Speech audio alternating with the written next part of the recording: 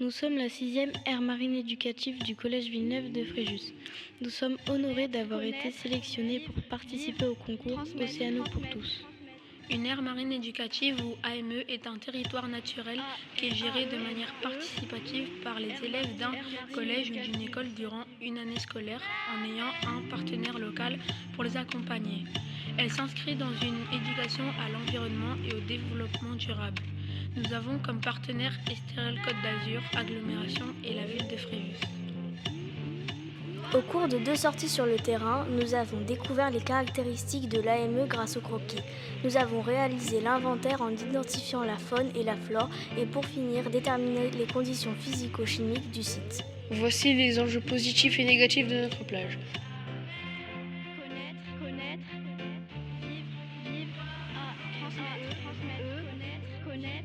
transmettre. Après un vote à bulletin secret, le thème choisi a été aménagement de la plage avec 16 voix. Nous avons ensuite formulé une problématique, comment rendre ce site visible tout en le préservant. Le panneau serait placé à l'entrée de l'AME, Une poubelle avec 3 compartiments. Les blocs sont déplacés, non alignés et il y a 2 entrées. Nous souhaitons donc les disposer correctement et ne faire plus qu'une entrée. L'entrée est dangereuse et non sécurisée pour les promeneurs. Nous souhaiterions mettre une rampe pour les poussettes et les fauteuils roulants et une partie avec des escaliers pour les personnes âgées avec une rampe pour se tenir. Pour la décoration des blocs en béton, nous avons proposé premièrement peindre les blocs, deuxièmement slogan écrit en français, anglais, espagnol et italien, troisièmement végétaux, animaux marins au pochoir. Nous proposons d'appeler notre AME plage Roland-Garros. Le Conseil de la mer élargi est une instance où l'ensemble des acteurs de l'AME se retrouvent pour discuter du travail réalisé et échanger sur nos propositions. Sachant que notre territoire appartient à la commune de Fréjus, nous avons donc présenté tout ce que nous venons de relater à Madame Karboski, adjointe au maire à l'environnement, qui nous a remerciés et félicités pour le travail réalisé. Puis ensuite, nous échangeons pour discuter de la faisabilité de chacun de nos moyens proposés. voici les éventuels obstacles ou difficultés que nous avons pu rencontrer. L'adjointe au maire trouve toutes les idées cohérentes et intéressantes. Les actions 1 et 3 sont validées. Pour l'action 2, elle nous explique que le tri sélectif ne pourra pas se faire pour une seule plage et qu'il faudrait en discuter avec la communauté d'agglomération. Elle nous indique qu'il sera difficile d'avoir une réponse d'ici la fin de l'année scolaire. Pour l'action 4, elle souhaiterait qu'il y ait 4 propositions de noms de plage pour les soumettre au maire qui fera son choix. Nous avons travaillé en groupe pour proposer 4 noms de plage. Pour cela, nous avons réalisé une petite vidéo que nous avons remise à Madame Karboski et elle a présentée à Monsieur le maire. Il a choisi la plage Kawan.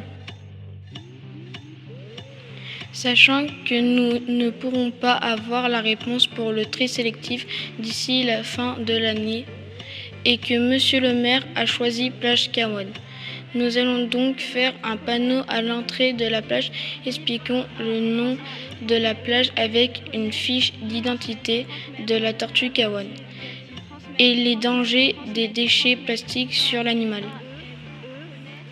Nous souhaiterions sensibiliser les usagers à la protection de cette espèce marine en leur expliquant son cycle de développement, mais aussi qu'il y ait une prise de conscience sur l'impact des déchets rejetés sur des espèces marines.